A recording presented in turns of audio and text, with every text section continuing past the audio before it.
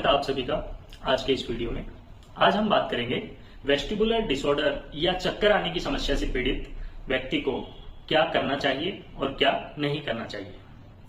तो सबसे पहली बात डूज की बात करते हैं कि पेशेंट को क्या क्या करना चाहिए ताकि वो रिकवर हो सके जल्दी से जल्दी। स्लो चलने की हैबिट, जब भी पेशेंट अपनी पोजीशन चेंज कर रहा है तो अपने आप को स्लो रखें। जब वो स्लो मूवमेंट करेंगे, स्लो गर्दन या हेड का मूवमेंट स्लो करेंगे, वॉकिंग स्लो करेंगे तो धीरे धीरे एडेप्टेंस आती जाएगी। दूसरा, उन्हें अपने आप को कंप्लीटली हाइड्रेटेड रखना है ताकि डिहाइड्रेशन की वजह से चक्कर बढ़ न जाए, क्योंकि डिहाइड्रेशन चक्कर को ट्रिगर करता है। प्रॉपर बैलेंस डाइट का यूज उन्हें करना है ताकि कोई भी न्यूट्रिएंट जो है उनकी कमी की वजह से उन्हें चक्कर न आए। कोई भी मील वो स्किप न करें, क्योंकि मील के स्किप होने से या ग्लूकोज का लेवल चेंज होने से भी चक्कर ट्रिगर हो सकते हैं।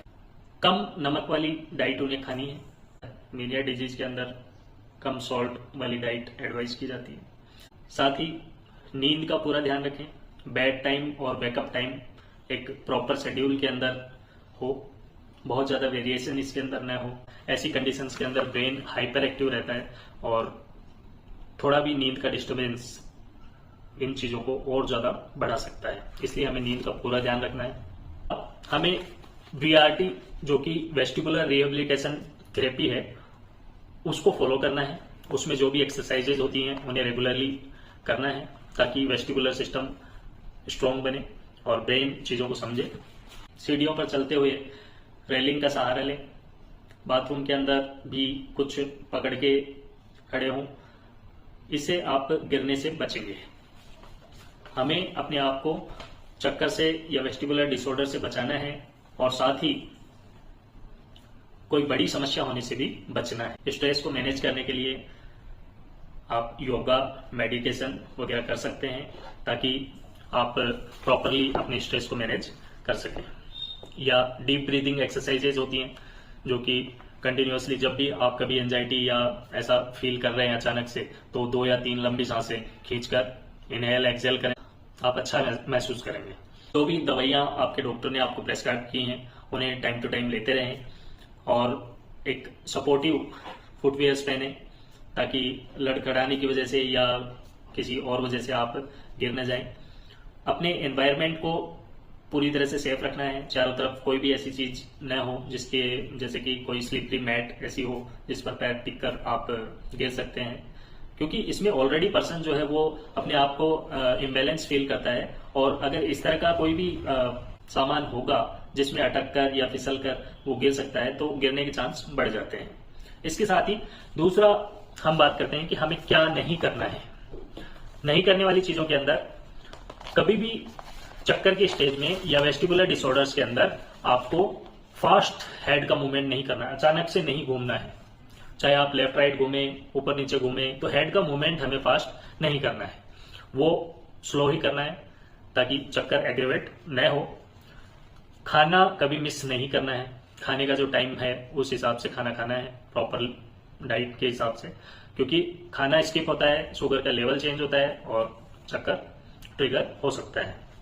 कैफीन या कॉफी का ओवर यूज नहीं करना है। कैफीन और अल्कोहल दोनों ही चीजें चक्कर को बढ़ावा देती हैं, इसलिए इन दोनों को अवॉइड करना है। कभी भी बढ़ती हुई डिजीनेस, आपके सिम्टम्स दिन ब दिन बढ़ते जा रहे हैं, उन्हें इग्नोर नहीं करना है। तुरंत डॉक्टर की सलाह लेकर अपना डायग्नोसिस करवा के प्रॉपर इलाज लेना है। चक्कर की स्टेज में ड्राइविंग को अवॉइड करें, साथ ही हैवी मशीनरी वगैरह न चलाएं। लंबे समय तक स्क्रीन्स के ऊपर समय न बिताएं। देर रात तक मोबाइल चलाना, लैपटॉप पर काम करना अवॉइड करें, या फिर बहुत ही अर्जेंट है तो थोड़ा ब्रेक देकर उसको करें। कंटिन्यूअसली स्क्रीन के ऊपर टाइम स्पेंड करने से भी आप चक्कर को बढ़ावा देते हैं। बहुत लंबे समय तक इनएक्टिव नहीं रहना है। बेड पर पड़े हुए हैं, लेटे हुए हैं, तो ऐसी कंडीशन चक्कर को बढ़ावा देती है। अपने आप को थोड़ा सा भले ही स्लो मोशन करें, स्लो एक्टिविटीज करें, बट अपने आप को एक्टिव रखना है। उससे आपका ब्रेन स्ट्रांग होगा और चक्कर से निपटने की आपको पावर मिलेगी।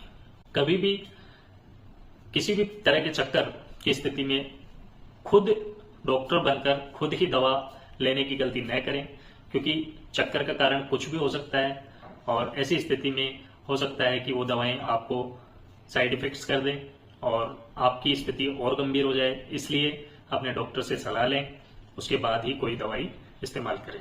वेस्टिबुलर डिसऑर्डर्स के दौरान अवॉइडेंस की हैबिट डेवलप हो जाती है। कोई भी कुछ कहता है नहीं मुझे नहीं करना, क्योंकि पेशेंट अपने आप को कंफर्टेबल फील नहीं करता है, कॉन्फिडेंट फील नहीं करता है, तो वो चीजों को अवॉइड करता है।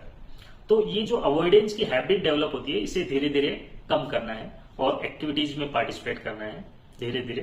तो ये जो कंटिन्यूअसली चक्कर की समस्या रहती है वो धीरे धीरे ब्रेन उसके लिए अडेप्ट होगा और आपको बेहतर फील होगा। तो इन सभी डिस्कशन से हमें ये पता चला है कि वेस्टिबुलर डिसऑर्डर्स के दौरान सेफ्टी और एक्टिविटीज दोनों के बीच में बैलेंस बनाकर रखना है। एक्टिविटी करनी है बट स्लो और सेफ एक्टिविटी करनी है। अवॉइडेंस की हैबिट को छोड़ना है, बट इसका मतलब ये नहीं है कि आप डायरेक्टली फास्ट मूवमेंट में दौड़ने लगे, आप गिर जाएंगे। तो ये सारी चीजें हमें ध्यान रखनी है। धन्यवाद।